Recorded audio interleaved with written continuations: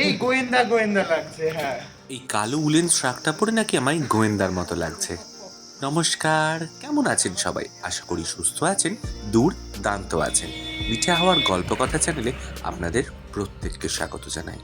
রাত্রি দুটোয় ঘুম থেকে উঠে চোখ ডলতে ডলতে তৈরি হয়ে নিয়েছিলাম তৃতীয় দিনে দার্জিলিং ভ্রমণের অভিজ্ঞতা সঞ্চয়ের জন্য। গাড়ি ছাড়লো ঠিক 4:45 রামাডার মোড় থেকে। তৃতীয় দিনের আমাদের প্রথম গন্তব্য ছিল দ্য টাইগার হিল। কিছু দূর যেতেই কাঁচের গায়ে দেখলাম বৃষ্টির দাগ।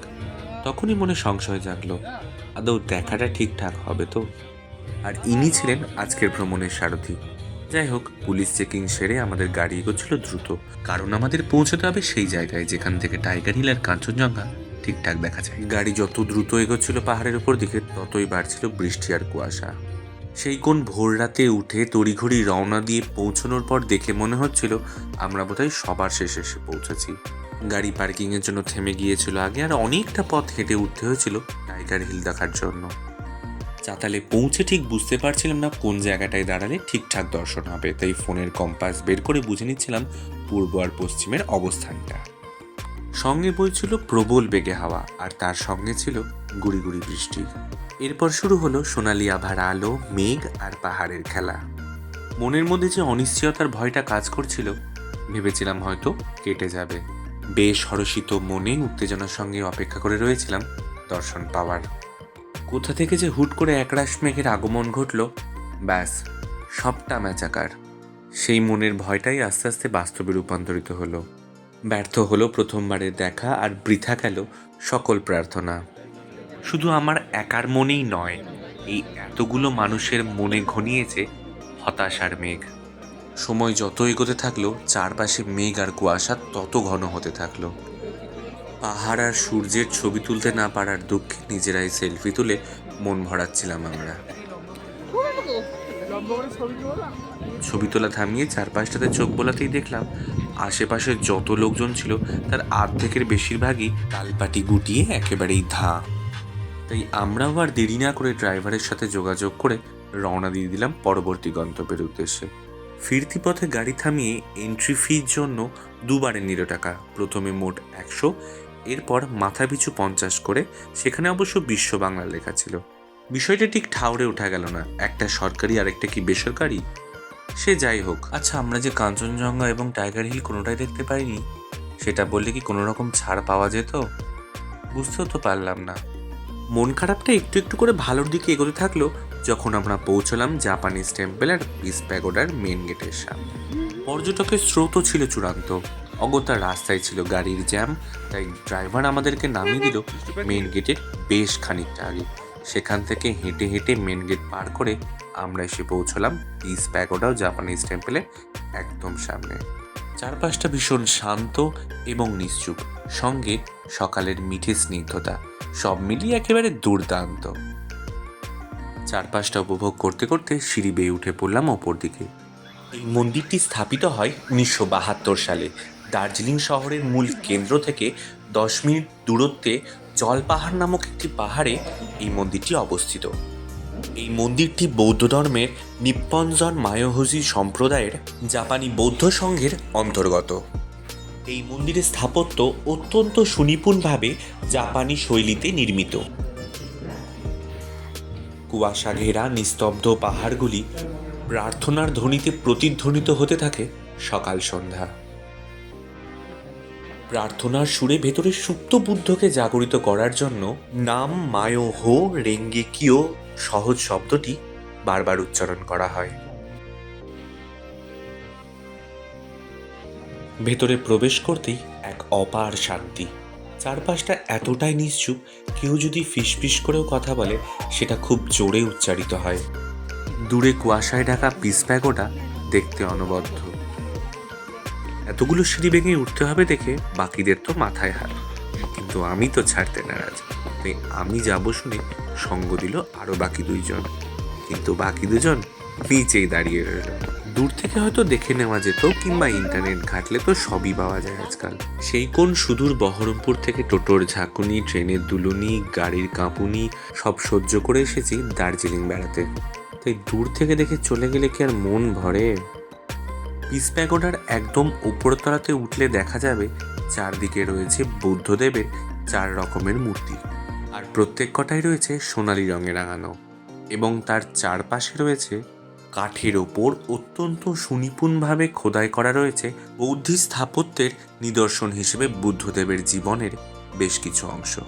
প্রত্যেকটা কারুকার্য এতটাই নিখুঁত, সেটা নিজের চোখে না দেখলে বিশ্বাস করা সত্যি অসম্ভব।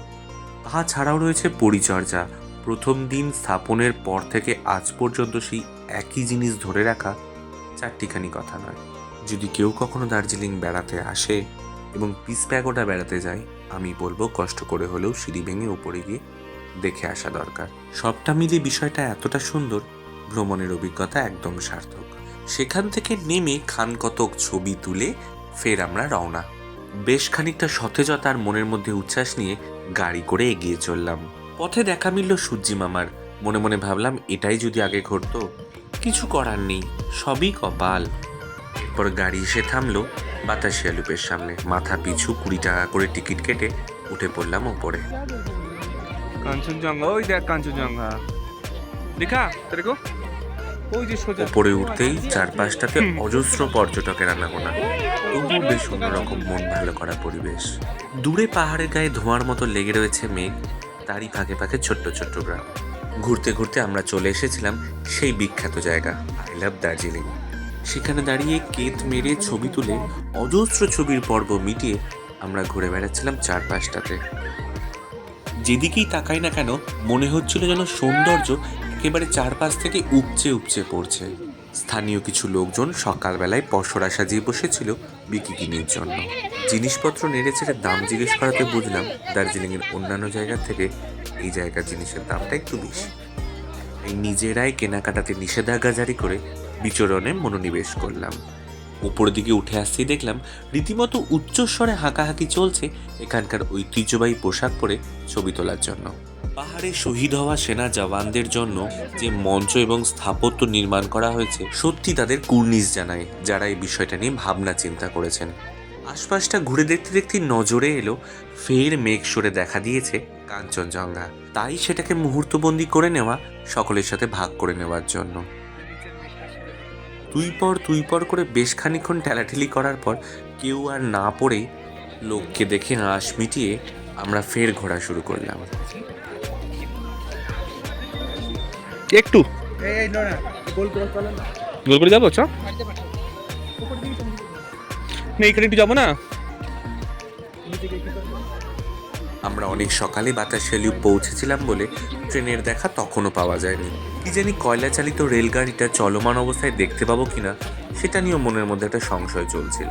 এদিক ওদিক সেদিক অনেক ঘোরাঘুরি করে ফাঁকে পোকরে প্রচুর ছবি তুলে রওনা দিয়ে দিলাম বাতাসিয়া লুপ থেকে।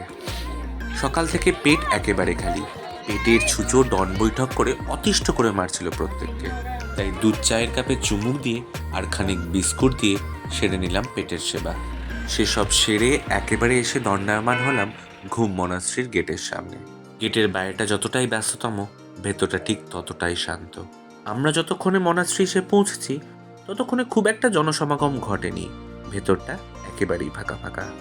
গড়ান বেয়ে নেমে পড়লাম নিচের দিকে। ছোট্টর মধ্যে চারপাশটা বেশ সাজানো গোছানো। এই মনাস্ট্রিকে কেন্দ্র করে রয়েছে ছোট ছোট দোকান, কোনোটা খাবারের, কোনোটা জিনিসপত্রের, কিংবা কোনোটা উলের সোয়েটার, মাফলার, চাদরের। এরপর পাদুকাদ্বয়কে এক পাশে খুলে রেখে ঢুকে পড়লাম ভেতরে। এই যে আমি এইগুলোই কিনবো বলছি, আমার একটা চা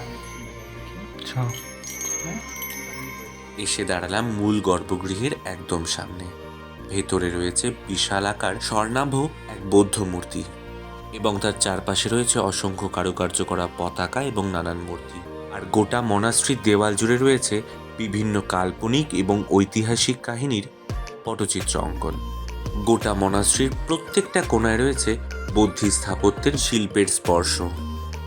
এতটা সৌন্দর্যে ভরপুর ছিল, আমি হাঁ হয়ে দেখছিলাম।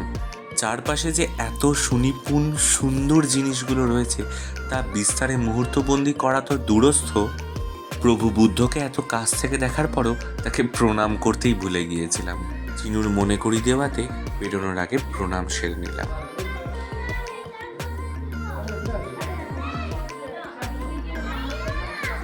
ভেতর থেকে বেরিয়ে এসে সোনালি রোদ গায়ে মেখে বাইরেটা উপভোগ করছিলাম।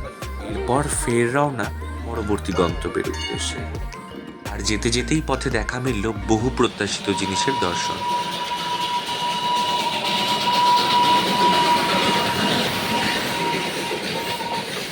টাইগার হিল ছাড়া মোটামুটি বাকি দর্শনীয় স্থানগুলোই ছিল শহরের মধ্যে।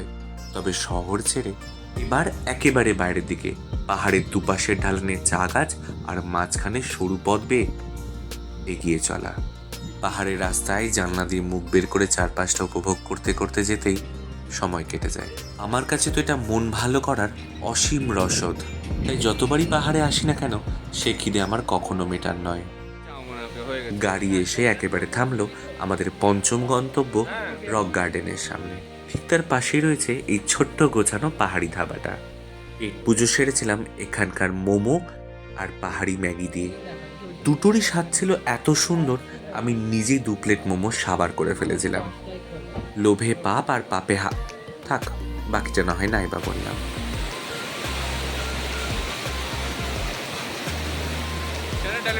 বিল মিটিয়ে সেখান থেকে বেরিয়ে মাথাপিছু 20 টাকা দিয়ে ঢুকে পড়েছিলাম রক গার্ডেনের ভেতরে। প্রাকৃতিক উপায়ে সৃষ্টি এই ঝর্ণার রূপ যে কতটা সুন্দর তার বলার অবকাশ রাখে না। পাহাড় কেটে পাহাড়ের বাঁকে বাঁকে ওঠার নামার রাস্তা করে সুন্দর রূপ দিয়েছে এই পাহাড়টাকে। বিভিন্ন জায়গায় বসার ব্যবস্থা, ছোট ছোট পশুর মূর্তি, সাঁকো এবং অসংখ্য ফুল গাছ লাগিয়ে পাহাড়ের মান বেড়ে গিয়েছে অনেকটা। যারা একটু প্রকৃতির কাছাকাছি বেশ নিরিবিলিটা পছন্দ করে তাদের জন্য এই জায়গাটা একদম দুর্দান্ত।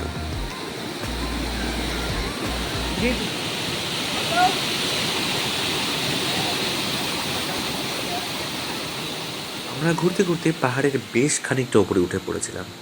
আর যত উপরে ওঠা যায় তত বেশি নিস্তব্ধতা আর তত বেশি প্রকৃতির মায়া। আর একটা মানুষের পক্ষে গোটা পাহাড়টা ঘুরে দেখা সত্যি অসম্ভব। বেশ খানিকক্ষণ ঘোরার পর খেয়াল হলো চারপাশটা একেবারে জনমানব শূন্য। ভালোও লাগছিল, ভয়ও হচ্ছিল। তাই আর বেশি সাহস না দেখিয়ে অগত্যা ফেরার রাস্তা খুঁজে বের করে নেওয়া। প্রকৃতিপ্রেমীদের জন্য এটা একটা অনবদ্য জায়গা। পঞ্চম গন্তব্যের পর্ব মিটিয়ে চলে এসেছিলাম চা বাগান ঘুরতে। যা এতদিন টিভি আর ফোনের ওপার থেকে দেখেছি তা আজ হাতের মুঠোয়। এ যেন এক স্বর্গ। বাগানের মধ্যে থেকে যে কি পাগলামো করেছি নিজেও জানি না। চা গাছের ফুল তুলেছি, ফল তুলেছি, পাতা তুলেছি, পাতা ছিঁড়ে কানেও গুজেছি। এ মাথা ও মাথা দৌড়েও বেরিয়েছি। 5 মক্কেল চা বাগানে বেশ খানিকক্ষণ সময় কাটিয়েছি। এবার তো ফেরা। গাড়ি বুক করে তৃতীয় দিনে ভ্রমণের জন্য যে যে জায়গাগুলো নির্ধারিত করা হয়েছিল তা সবই দেখা হয়ে গেছে। কথায় আছে না, শেষ হইয়াও হয় নাই শেষ। অচেনা শহরের অচেনা পাহাড়, অচেনা পাহাড়ের অচেনা মানুষজন, সবটুকু দর্শনের আর সবটাই উপভোগের। ধীরে ধীরে গ্রামকে ছেড়ে ঢুকে পড়ছিলাম শহরের বুকে। ভ্রমণের তৃতীয় দিনও প্রায় অর্ধেক শেষ। ভালো লাগার বিষয়গুলো উবে যায় কর্পূরের মতো, আর সেগুলোকেই মানুষ স্মৃতিতে সঞ্চয় করে বেঁচে থাকে বহুকাল। হোটেলের ঘরে ফিরে পোশাক বদলে খানিক বিশ্রাম সেরে সন্ধ্যায় বেরিয়ে উপস্থিত হয়েছিলাম সেই মেলাতে সান্ধ্যকালীন কিছু মুখরোচক বিষয়ে অংশগ্রহণ করতে। এই যেমন chicken lollipop, egg roll, fried momo ইত্যাদি ইত্যাদি ইত্যাদি। তাই বাবা আর বলবে যে সারাক্ষণ মুখ করছে, ভালো না। এই মুখ বন্ধ করলাম শুধু খাওয়ার জন্য। কত কথা শুনতে হলো বলো দিদি। ফেরার পথে রাতের খাবারটাও বগল দাবা করে নিয়ে চলে এসেছিলাম। মেনুতে ছিল fried rice, momo, chilli chicken, আর সঙ্গে ছিল পাহাড়ের অত্যন্ত জনপ্রিয় এই বিশেষ পদটা, চিলি পর্ক। হ্যাঁ ঠিক, শুয়োরের মাংস আমি টেস্ট করেছিলাম। বন্ধুরা ছাড়া কেউ জানতো না। এই প্রথম ভিডিওতে আমি সবার সঙ্গে ভাগ করে নিলাম। খাওয়া দাওয়া সেরে আমি আর মিষ্টি ছাদে উঠেছিলাম কুয়াশা ঘেরা রাতের শহরটাকে দেখার জন্য। এরপর নিচে গিয়ে লম্বা একটা ঘুম। আজকে